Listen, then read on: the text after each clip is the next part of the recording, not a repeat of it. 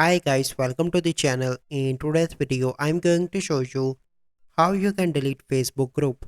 So first step you need to do is to open Facebook application and click on your profile picture on the top right. And from here you need to click on groups and click on your groups. So I'm going to select my group from here. And first step you need to remove all the members from your group. So you simply need to go on to this icon on the top, scroll down, and you simply need to select on people and you need to remove all the members first.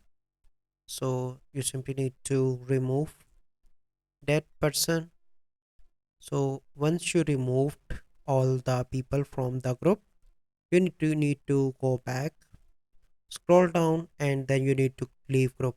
Once you done that, your group will be deleted, but make sure that you remove all members first, and after that you need to leave group.